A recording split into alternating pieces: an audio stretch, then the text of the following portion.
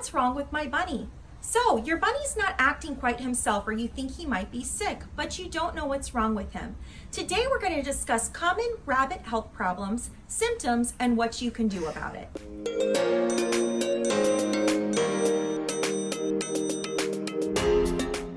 Welcome, Bunny Gang. My name is Tiffany. I'm a bunny educator and the mom of 5 bunnies. Today I'm joined with Dutchy. I bring you fun and informative bunny videos each week. So to see cute bunnies or just to get tips on how to be a better bunny parent, make sure you subscribe to our channel right now. So the first problem we're going to talk about in rabbits is overgrown teeth. Rabbits' teeth grow continuously and they can become overgrown for several different reasons. Some of those reasons include that your rabbit's not eating enough hay, they don't have enough rabbit-safe items to chew on, or they can have a genetic disorder called malocclusion. Malocclusion is simply a fancy word for a misalignment of your rabbit's teeth, so that they're not grinding down properly when your rabbit's eating. There are several different things you can do to help your rabbit if their teeth are overgrowing. First, you need to determine if this was a one-time thing because they were sick and they weren't eating as much, if they're just not eating enough hay, if they're not using their toys, or if this is because of a genetic disorder that they have. So once you determine the cause, you can do your course of action by maybe switching to a first cut hay, which is more fibrous for your bunny so that it can grind down their teeth better, adding in some different types of toys so they're more prone to use them and grind down their teeth that way, giving them some more treats that they might like that are harder for them but still healthy for your rabbit. Or if it is a malocclusion and none of these efforts are helping your rabbit, you would need to seek a rabbit savvy vet and figure out how to get your rabbit's teeth trimmed down initially and then figure out a long-term solution. That can either be a regular teeth trimming, a regular teeth grinding, or it could be a removal of your rabbit's incisors at your rabbit savvy vet. So this is something that needs to be determined between you and your vet to decide what's best for you and your bunny. The next health problem for rabbits is GI stasis. GI stasis is very dangerous for rabbits. It's essentially where the rabbit's GI system slows down or stops completely. At that time, a bad bacteria builds up in your rabbit's digestive system and it causes a painful bloating and gas, which is very uncomfortable for your rabbit and causes them to lack motivation to eat or drink.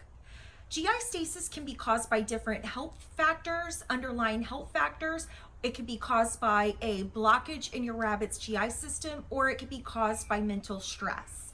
So there could be so many underlying reasons why your rabbit may have GI stasis. It's important if your rabbit displays symptoms like not pooping, having very tiny poops, not eating, or if they're becoming very tired or sluggish. If you see any odd behaviors like this, especially if it has where they're not eating or pooping, you need to contact your rabbit savvy vet immediately because they may have GI stasis. GI stasis should not be taken lightly, and I would not suggest trying a lot of at-home methods. I have done at-home methods successfully, but I only did them at the very beginning of the signs of GI stasis, and my rabbits improved rapidly.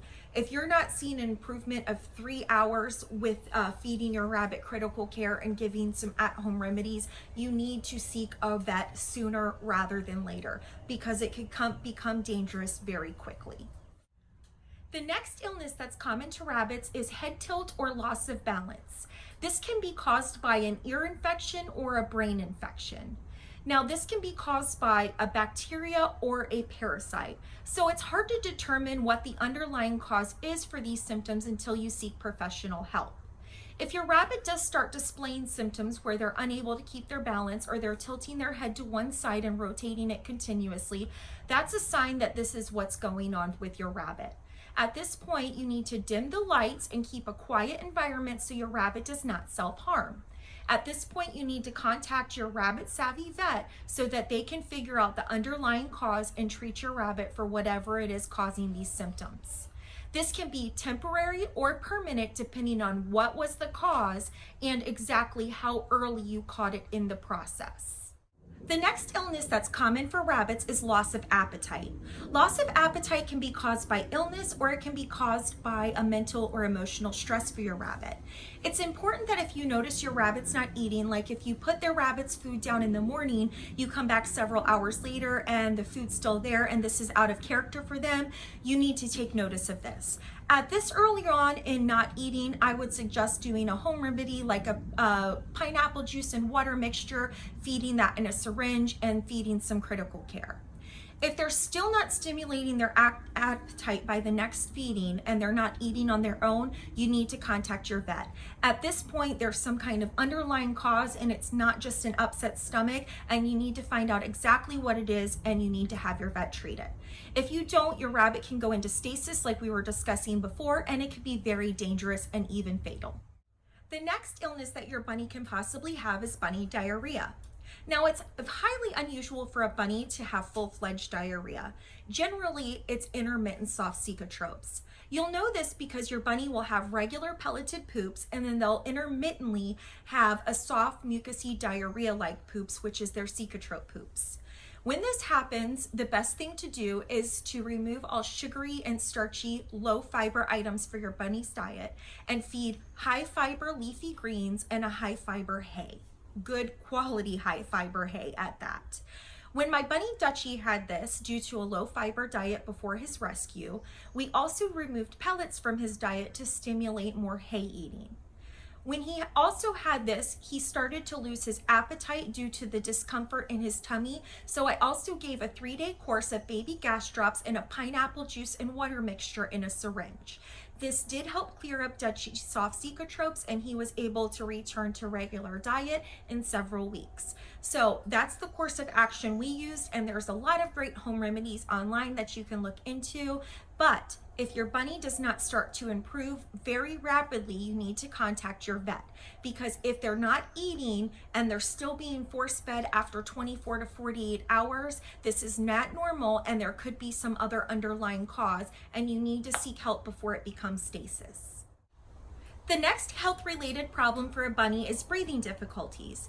Breathing difficulties in bunnies are usually caused by 2 different things: respiratory infection or heat stress. The first thing you need to do is determine if this is heat related. If your bunny is overheating, the first thing you need to do is look for information on how to safely and quickly cool your bunny's body temperature down.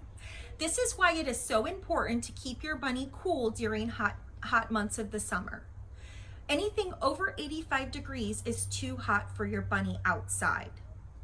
Now, if it's not heat related and it could be respiratory related, there could be signs like discharge around the eyes and nose and also noisy breathing.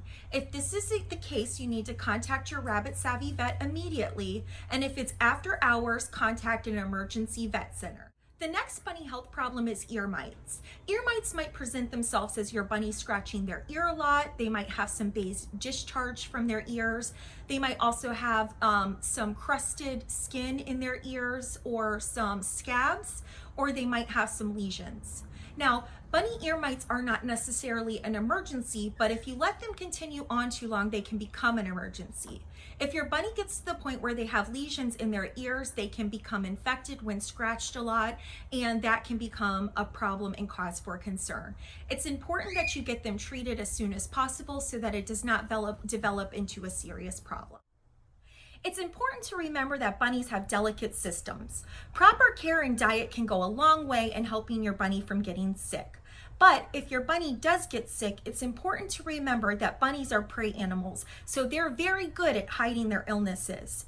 A good thing to do is to do a quick bunny health checkup each week, checking your bunny for any of these signs and symptoms of illnesses. If you notice anything abnormal from your bunny, especially if they stop eating, it's important that you get help immediately. You don't want the problem to get worse, because then it can become more expensive or life-threatening for your bunny. If you like this video, please press that like button and also subscribe to our channel so you don't miss out on any more bunny care videos. Thanks for joining us today, and comment below and let us know what bunny videos you'd like to see next. Thanks guys, and as always, don't forget to share the bunny love. Give it a thumbs